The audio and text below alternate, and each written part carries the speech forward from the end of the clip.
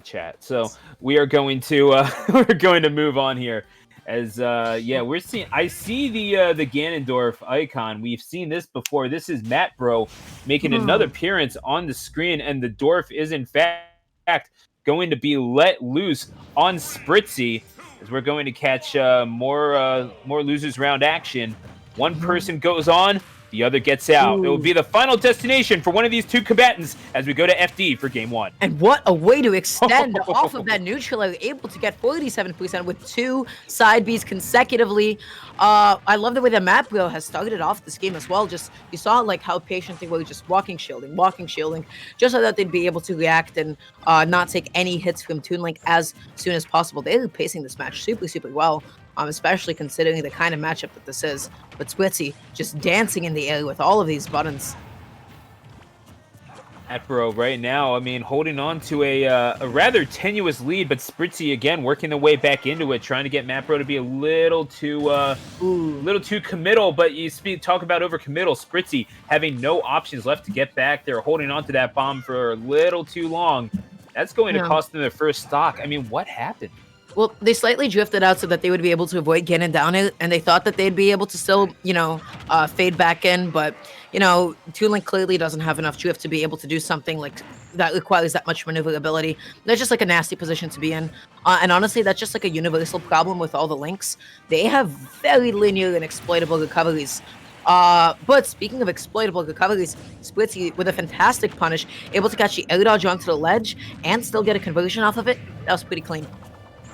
Yeah, and that's not a bad way to start things off, I suppose. If you're trying to follow up a disastrous moment like that, it's going to be about who can control their advantage state the most. And I just feel like, I mean, if you're Mattbro, you're trying to get your kills on the ground, making sure that Spritzy gets into a position where you can just kind of walk up and punch him in the mouth. And Spritzy just, I mean, it's a little bit easier to control Ganon off stage than it is for them to control you. So, I don't know. It's going to come down to how vulnerable Spritzy makes themselves in the neutral. It's just going to have to be emphasized. Thus far, has been doing a decent job of controlling the negative space and keeping their distance.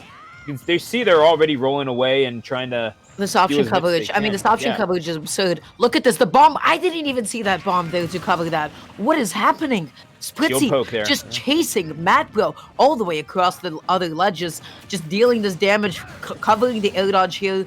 Wow, I've got to say, Spritzy's coverage, just genuinely phenomenal. Of course, it's a little bit easier to execute on somebody like Ganondorf, but, that's not to say that they didn't do a fantastic job. Really good awareness on their part. But, you know what? Mattbro already with just one hit, able to bring it all the way back to even. But Spritzy, those confirms on deck. Yeah, but I mean, that's the whole thing. That's the tragedy of Ganondorf, is when you're a heavy character like that, it is hard to play a defensive movement-based game like Smash or really any platform brawler. So as they're going to have to fight against the tides of history here against Toon Link, who's trying to get that follow-up, and it's just pummeling them to 116% and perhaps more. Going to be looking for that follow-up, but Spritzy seeing the better of it that time. They learned from earlier in this match, and they're going to go for that edge guard. You kind of have to roll the dice here, and you could be coming up with Snake Eyes as Spritzy is going to swing the sword and take the stock. That's clean. Spritzy really understands, like, what they need to do to win in this matchup, and that's, like, if Ganon is off stage, there is no reason he should be getting back on. He doesn't have anything too particularly threatening. He doesn't have anything fast. He doesn't have any ways to really cheat off stage. His recovery is linear and his buttons are slow, and Spritzy just overwhelmed Mattbro and was still able to clutch out those stocks off stage.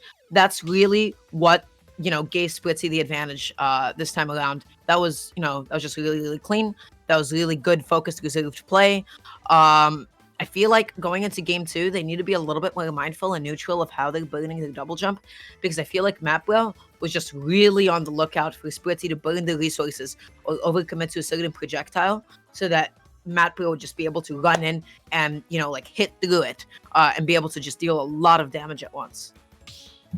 And that was kind of the game plan from the beginning, as you saw, where they're able to get that chase situation where if you're not ready for that side B and you're not able to follow up on that, well, you're getting a boot to the face, and it's a large boot, but never mind all of that, is the particularly educated feat of one Wolf O'Donnell will be employed here by Mattbro as we are going to game number 2. Once again on FD, but yeah, I can definitely say you're trying to do the same thing. You're trying to win this game on the flat ground, but if you want to go into the air, you have the option. And wow, what an advantage state you have if you're Wolf. Yeah, no, his is just so consistent, so menacing, just able to back on the damage so quickly, trying to extend with Boomerang there, not able to actually find it though. Spritzy though, just able to keep a consistent lead throughout this first stock so far. Mattbro just seems to be struggling on how to get anything besides a couple of stray hits. All these jump-ins are really, really scary because I think Spritzy has done a good job of adapting and trying to call these jumps out. I'd be inclined to agree, and that's the thing. Maybe you're not the fastest character, but you kind of have to be if you're dealing with any of the little links. You have some pretty fast boxing options. Honestly, kind of shocked that you don't see a little bit more of Toon Link in comparison to some other characters, but that's just kind of the way that the game plays sometimes, and perhaps is giving Mattbro a little bit of trouble. Matchup inexperience could be coming through here, as they're going to be looking for that up smash. They're not going to find the mark, but that back throw by Spritzy. I love that jump back out of shield. That jump back out of shield was so smart because they put themselves into a position where they can react and punish a roll. And even if they didn't, they were able to put themselves somewhere where they would be able to reset, pull a couple of bombs, throw some boomerangs. Yeah, wow, jumping back after somebody hits your shield like that, super big for Toon Link for sure. Yeah, and they're going to look to take advantage here, trying to pile on even more damage, that extra credit, if you will. And yeah, dash attacks just kind of swinging their sword as much as possible. And yeah, that's basically the keep away zone if you're Wolf. I mean, I don't know if you're counter punching necessarily. I don't even know if you have to if you're Toon Link here.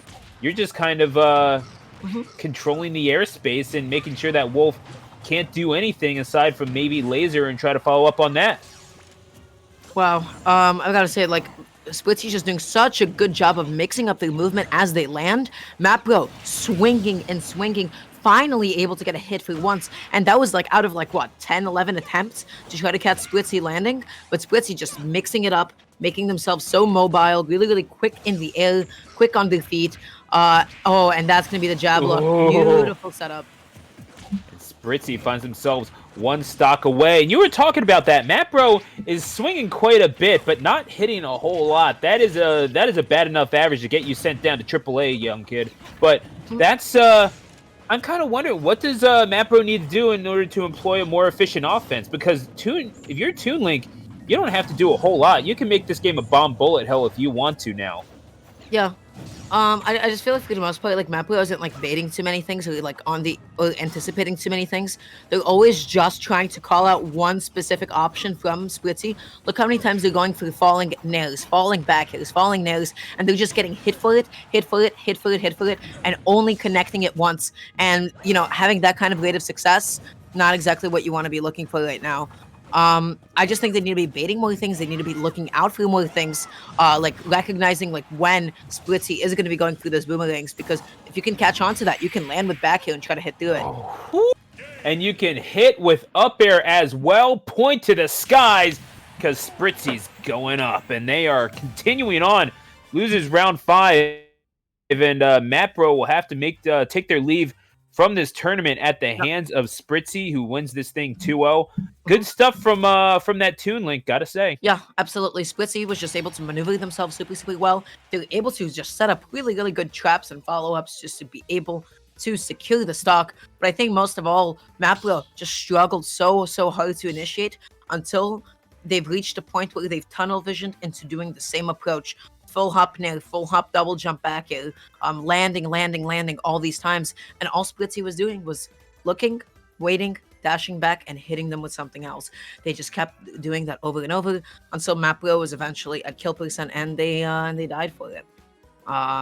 That's like what happens, right? Like zoners, their game plan is to frustrate you. Their game plan is to whittle you down until your approaches become linear and exploitable, and then they start, the point of the projectiles are not to